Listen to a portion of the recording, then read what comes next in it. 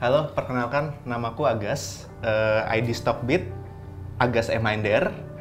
Aku adalah community leader dan founder dari Saham Bagger, sebuah komunitas yang fokus pada momentum investing dan bagaimana mencari opportunity di market menggabungkan fundamental dan technical analysis. Untuk keseharian aku adalah emerging business development manager dari Danone, salah satu FMCG terbesar juga di sini. Aku under VP dan director dari emerging channel. Kita fokus untuk membenahi sebenarnya retail dan jualan ke seluruh Indonesia. Jadi kerjaan aku biasanya emang suka keliling Indonesia juga. Itu salah satu faktor kenapa kita susah dapat jadwalnya Mas Agas ya. Sebelum kita lanjut mulai ngobrolin soal momentum investing dan quantitative trading tadi ya, dua hal topik utama yang memang pengen kita bahas. Awal kenal marketnya tuh gimana dan kapan? Mungkin balik lagi sedikit ke 2016 kali ya. Aku S2 di sana di Korea. Nah, di Korea itu mereka sudah sangat advance sebenarnya untuk finance dan juga mereka sudah cukup mengerti sebenarnya untuk dunia market ya. Nah, di sana itu lagi hype-hype-nya Bitcoin waktu itu. Puncak-puncaknya kan 2016-2017 kan. Nah, di situ aku coba masuk awalnya ke Bitcoin dan Forex. Nah, tapi seiring berjalannya waktu, karena pertama kali masuk, ternyata masuknya di pucuk. Nah, di situ lucunya adalah ketika masuk di pucuk, oh kok tiba-tiba loss gede gitu ya. Nah, dari situ yang saya merasa bahwa kayaknya ini ada yang salah dengan cara saya berpikir, cara saya trading. Nah, di situ saya melihat bahwa oh kayaknya Bitcoin dan juga Forex ini belum cocok di saya saat itu, sehingga itu jadi momen tobat lah buat saya. Tobat di kripto, di forex. Dari situlah aku mulai belajar mengenai trading, gimana mencari opportunity di market, dan juga masuknya awalnya ke forex trading tapi dengan automatic ataupun quantitative trading, yaitu dengan robot forex, jauh sebelum ada isu-isu robot forex. Ya. Itu waktu pengalaman di Bitcoin sama kripto sempat sampai margin call gitu atau gimana Mas? Untungnya nggak sampai margin call sih, tapi emang turunnya drastis banget aja gitu, dalam berapa menit gitu, loss berapa puluh juta gitu. Ya lumayan kan bagi lumayan lah ya, apalagi baru pertama kali ya tadi ya. Tadi kan yang dibicarakan soal Saham Bagger ini kan momentum investing sama quantitative trading. Sebenarnya dua entity ini tuh memang dua metode yang disatukan atau sebenarnya berbeda Mas? Pada dasarnya kuantitatif trading itu mungkin kalian pernah melihat atau ngedengar tentang Jim Simons kali ya. Dia mathematician, profesor gitu ya. Dia menggunakan algoritma untuk bikin sebuah rules. Dari rules tersebut dia melihat sebuah adanya opportunity market dan juga bisa ngelakuin trading di situ in and out. Basically sebenarnya quantitative trading adalah mensimplifikasi trading, nggak manual tapi otomatis dengan rules yang ada. Nah, momentum investing yang di sini adalah certain rules technical analysis dan juga certain rules dari fundamental analysis gitu ya. Sehingga sebenarnya fundamental analysis ada dua kan, kualitatif, kuantitatif. Nah, yang dikombinasikan di sini lebih ke kuantitatif fundamental dikombinasikan dengan kuantitatif trading ataupun technical analysis. Nah, dari situ kita bisa lebih ke semi automated lah untuk ngelakuin analisa saham. Nah, di situ kita lihat oh momentum investing dapat nih, udah kira-kira rules yang seperti ini apa aja, saham-sahamnya apa aja, dan ternyata kita cek ke market. Oh ini memang lagi ada momentumnya, entah dari news atau dari geopolitik situation atau juga improvement dari corporate action dan juga fundamental perusahaan itu sendiri. Secara sederhana mungkin bisa dibilang swing trading di saham atau perusahaan yang memang kriteria masuk dalam kriteria value atau growth investing lah ya. Benar, gitu ya, kurang lebihnya ya. Sebenarnya momentum investing dan quantitative trading ini kan bukan sesuatu yang sederhana lah ya, seperti yang tadi dijabarkan. Boleh tahu nggak sih awal kenapa Mas Agas sampai akhirnya bisa discover metode ini dan sekarang pun juga fokus ke dalam ini? Mungkin berawal dari setelah 2016 sampai sekitar 2018 itu, kan saya mulai trading tuh ya. Tapi trading kan sebenarnya emotional burden banget gitu ya. Betul. Naik turun market, harus cut loss, harus TP, karena ada certain rules. Sehingga itu membebani emosional saya sendiri gitu ya. Sehingga ketika mulai 2019 itu saya ingat banget, market tuh kosong, likuiditas agak lebih kosong, sepi. Dan ternyata memang 2020-nya crash gitu ya. Mungkin ya kayak sekarang nih kondisi sekarang. Ya, itu udah ada sign-nya ya. Nah di situ cukup sulit sebenarnya menemukan opportunity dan juga terlalu capek untuk beli jual gitu ya. Nah sehingga apa yang membuat saya fokus kepada quantitative trading gitu ya. Karena daripada saya lihat saya punya certain rules, saya juga agak takut sebenarnya bener nggak rules yang saya coba lakukan secara manual ini bisa menghasilkan uang secara long term. Nah dari situ saya coba nih backtesting ke 10 tahun data di IHSG.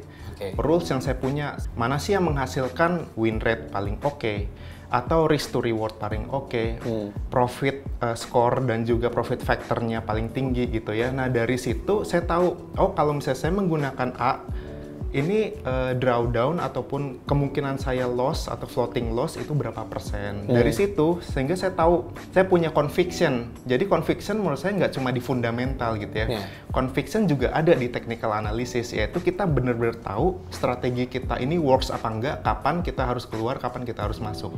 Oh, oke. Berarti metode investing yang sekarang dipakai itu memang udah dari seleksi by research yang udah dilakuin lah ya selama ini ya.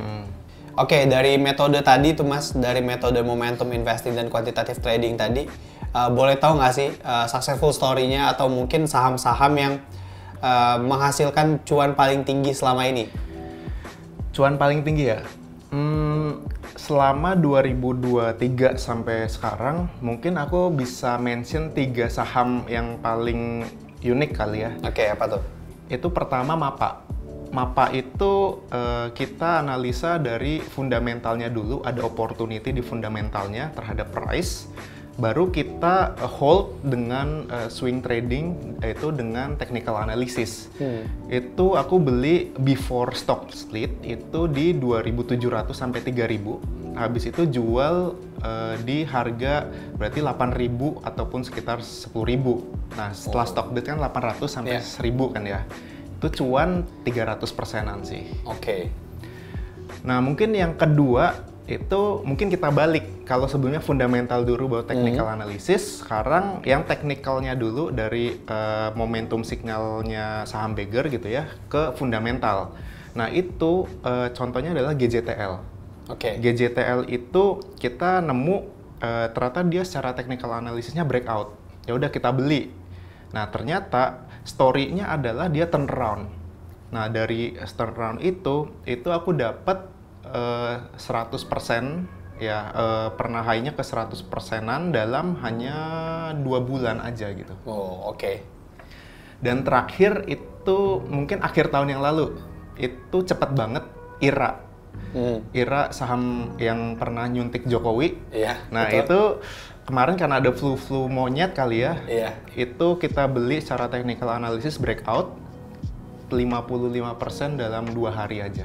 Oh, oke. 55% dalam 2 hari ya? 2 hari. Oke, seru banget nih obrolan kita terkait momentum investing dan quantitative trading bareng Mas Agas. Nah, seperti yang tadi juga di-share sama Mas Agas, kalau ternyata metode ini tuh menghasilkan return yang cukup menarik, bahkan dengan time frame yang lumayan singkat lah ya, bisa dibilang ya. Selanjutnya kita mau bahas gimana sih Mas caranya mengkombinasikan antara ilmu fundamental dan ilmu teknikal supaya bisa menghasilkan return yang maksimal. Untuk mengkombinasikan fundamental dan teknikal, sebenarnya kita perlu tahu dulu nih, apa sih yang bagus dari fundamental, apa yang bagus dari teknikal. Oke. Fundamental itu kita perlu lihat sebenarnya future growth ataupun improvement dari fundamental company-nya. Nah dari situ, kenapa? Karena investor itu lebih prefer melihat masa depan dibandingkan masa sekarang. Karena semua sudah terjustifikasi sekarang. Di masa depan itu seperti apa. Nah jadi secara fundamental, yang perlu dilihatin adalah satu, growth-nya dia, future prospect. dan juga financial strength-nya dia seperti apa saat ini. Oke. Nah, kemudian yang kedua, kita perlu lihat bagaimana valuation-nya dia. Oke, dia growth-nya luar biasa tinggi di kemudian hari, tapi kalau misalnya harganya saat ini dan dibandingkan di masa depan juga sangat mahal, juga percuma gitu. Kita cari yang maybe slight growth at reasonable price atau slightly under value juga masih oke selama memang future prospect growth-nya bagus. Nah, yang kedua, itu kita beli secara uptrend. Kenapa? Secara technical analysis, kuncinya satu, beli ketika uptrend, jual ketika downtrend untuk swing trading. Jadi memang kita tunggu ketika memang dia udah mau uptrend, artinya orang-orang itu ada tertarik untuk membeli saham ini dan ada momentum flow masuk. Sehingga dari fundamental dan teknikalnya juga bisa sama-sama mendorong. Nah, yang ketiga, kita lakukan risk management. Karena kita investasi ataupun trading, ini duit kita taruh di market. Percuma kalau ternyata tanpa risk management yang baik, kita hold sampai minus 50% gitu ya. Karena kita bisa aja salah. Nah, risk management ini dari kita yang tentuin sendiri karena risk appetite masing-masing orang berbeda. Dan terakhir, kita ikuti rules yang udah kita buat. Kenapa? Swing trading itu win rate-nya itu 40 sampai 50, 40 sampai 60% udah bagus. Nah, jadi kita nggak bisa bullshit yang bilang ada grup-grup ataupun juga orang-orang yang aku win rate-nya 80%, 100% gitu. Kalau memang dia swing trading jangka panjang, itu very unlikely atau minim banget, jarang banget orang bisa win rate-nya setinggi itu. Nah itu. Berarti tadi kuncinya ada 4 ya? Cari saham-saham yang memang dengan fundamental yang bagus, kemudian saham dengan tren yang sedang up gitu ya. Kemudian juga ada risk management, sama yang terakhir adalah ikutin rules-rules yang tadi memang udah di-prepare lah ya. Sekarang kita bahas soal metodenya lebih dalam nih Mas. Boleh diceritain nggak sih Mas, sebenarnya tahapan screening yang dilakukan Mas Agas dengan metode ini tuh seperti apa sih? Paling tidak ada beberapa, aku jelasin kriteria dulu ya, disummary-in dulu beberapa kriteria yang pengen kita lihat gitu ya sebelum kita masuk lebih dalam kepada screenernya. Nah, paling tidak kita lihat adanya story fundamental yang membaik. Itu satu. Yang kedua, growth yang tinggi dengan valuasi yang wajar atau murah. Yang ketiga, profitability baik dengan market share yang cenderung tumbuh atau dia memang sudah cukup kuat gitu ya. Dan yang keempat, adanya manajemen yang memang tidak aneh-aneh. Tidak ada dividen terselubung, pura-pura beli lahan parkir atau beli apartemen tapi dipakai buat direkturnya kayak gitu ya. Dan yang terakhir, momentum uptrend secara teknikal. Entah itu di push dengan banyaknya berita ataupun juga emang liquidity yang naik gitu ya, itu akan terlihat di chart. Nah, kemudian kita coba bedah lebih lanjut ke bagaimana melakukan top-down analysis ya untuk menemukan saham-saham itu. Nah, untuk momentum investing ini kita bagi dua. Satu, secara fundamentalnya dulu, tadi kan, atau secara teknikalnya. Jadi, metode untuk menemukan momentum investing secara top-down analysis, aku namain SQQM. Nah, SQQM ini, satu, S-nya itu adalah story. Dua, kita lihat dari story yang ada, kita kerucutkan lagi ke Q yang pertama, yaitu kuantitatif. Dari kuantitatif, kita dapatkan perusahaan-perusahaan yang cukup baik, yang bisa diinvestasikan sekarang, lalu kita bedah lebih lanjut ke tahap ketiga, yaitu kualitatifnya. Nah, dari kualitatifnya itu, kita lihat yang keempat, yaitu momentum. Secara technical analisisnya, ini udah best buy atau belum? Atau sudah uptrend atau belum? Atau mungkin kita harus wait and see lagi. Setelah melakukan top-down analysis based on story tadi, kita baru masuk ke fundamental perusahaan secara spesifik gitu ya. Nah, disinilah mungkin rasio-rasio fundamental mulai berperan gitu ya Mas ya? Baik, nah kalau boleh tahu secara rasio fundamental sendiri, rasio-rasio apa sih yang biasa dipakai sama Mas Agas buat menilai suatu perusahaan itu menarik untuk diinvestasikan atau tidak? Ini memang rahasia dapur sebenarnya, tapi khusus buat Stockbit, aku kasih tahu beberapa rasio yang benar-benar kita liatin atau menurut saya sih penting banget. Ada 3 rasio fundamental yang memang kita liatin banget ya. Satu, Piotrowski F-score. Jadi Piotrowski F-score itu nilainya 0 sampai 9, dia adalah kombinasi dari 9 jenis kriteria rasio fundamental yang menunjukkan bahwa adanya improvement dari financial strength perusahaan tersebut. Artinya dari tahun lalu versus tahun sekarang dia improve. Nah, carilah nilai-nilai yang di atas 4. Oke. Kalau Piotrowski F-score-nya di atas 4, itu biasanya dia improve win rate ataupun juga profitability dari perusahaan tersebut. Tapi kalau dia jelek, biasanya sih memang dia kasih return-nya tuh juga jelek ke perusahaan, ke portofolio kita. Yang kedua adalah EPS growth. Kenapa EPS growth ini kita liatin gitu ya? Karena investor itu future looking. Dia ngelihat apakah bisa EPS ini naik dari quarter ke quarter ataupun tahun ke tahun.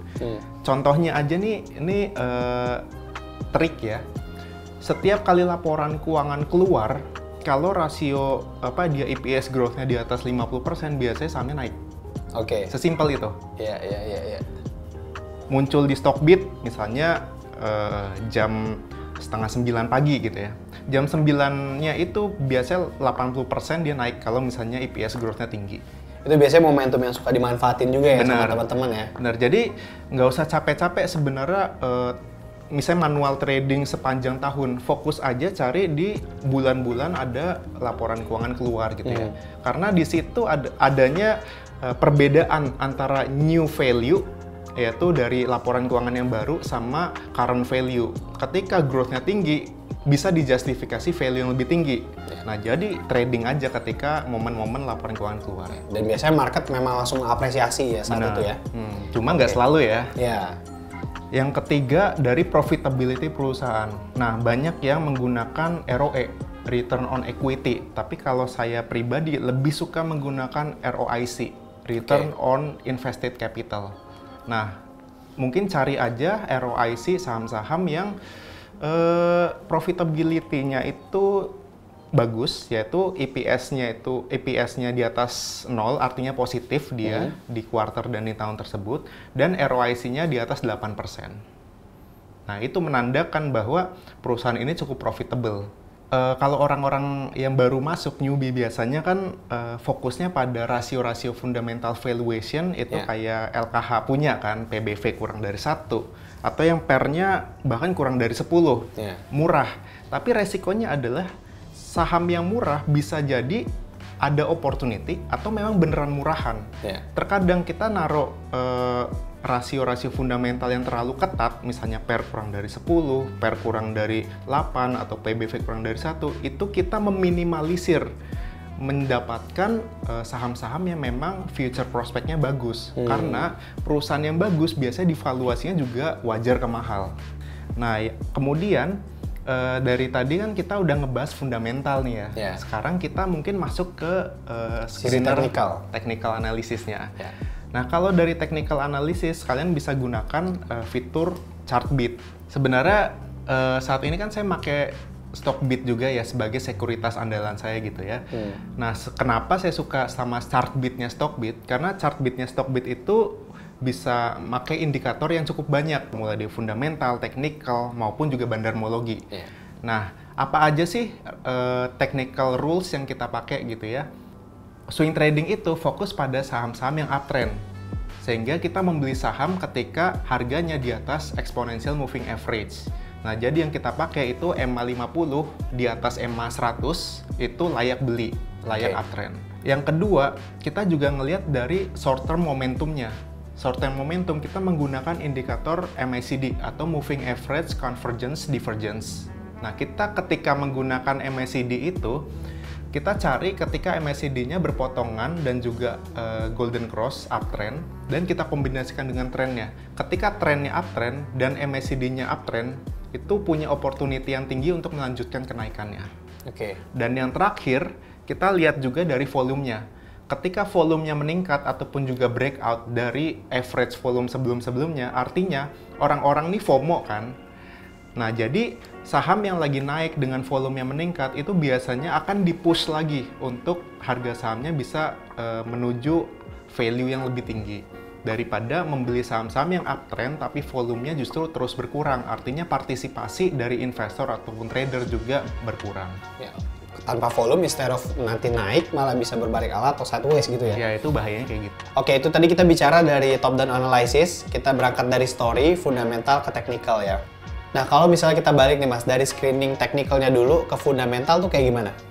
Oke, ketika kita berbicara bottom up analysis, artinya bottom up-nya ini bukan dari perusahaan tapi dari teknikalnya dulu. Ya. Itu kita menggunakan sistem yang memang kita develop. Nah, di sini kita udah punya certain rules secara rasio fundamental maupun juga rasio-rasio rules technical analysis. Kita cari saham-saham dari universe kita yang memang memenuhi kriteria tersebut. Contoh, ada saham-saham A, itu dia breakout secara technical.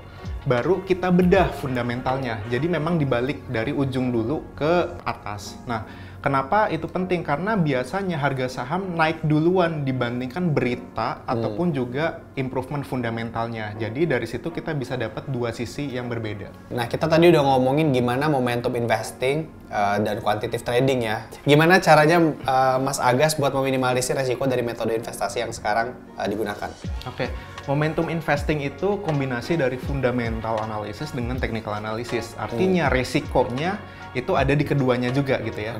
Satu, resiko dari fundamental itu ada di manajemennya. Kenapa? Karena kalau manajemennya red flag, itu akan bikin shareholder-nya itu sengsara. Contohnya ada dividen-dividen terselubung, dia beli aneh-aneh, ataupun corporate action seperti right issue yang bikin shareholder-nya itu justru malah rugi gitu ya. Atau kadang bisa bikin news-news aneh-aneh gitu ya, yang sehingga bikin orang takut untuk investasi di situ. Itu ya manajemennya red flag. Nah, untuk resiko dari sisi teknikal itu ada di liquidity dan juga di volatility.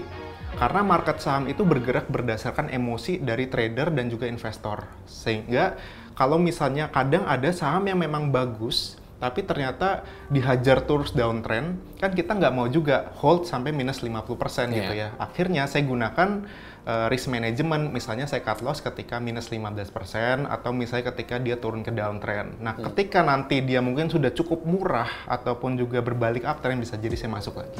Oke, berarti dari sisi fundamental, kita nggak berhenti dari rasio aja ya. Tetap perlu ngerjain PR terkait qualitative analysis, manajemen gitu ya.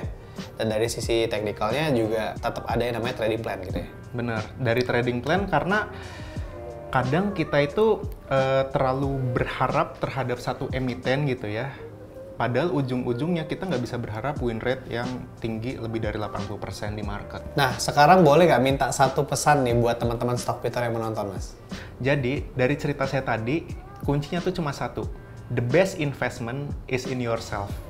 Jangan compare ke orang lain, kalian belajar apa yang kalian mampu, dan juga push your limit jauh lebih tinggi daripada yang kamu punya sekarang.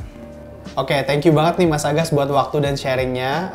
Mungkin buat teman-teman yang mau follow Mas Agas bisa di mana nih? Yang mau follow aku, ada ID Stockbit-nya @agasmhndr, atau mau follow di IG juga bisa @sahambagger. Terima kasih buat teman-teman Stockbitor yang udah nonton. Semoga bermanfaat dan bisa membantu perjalanan investasinya. Sampai jumpa di cerita Stockbitor selanjutnya.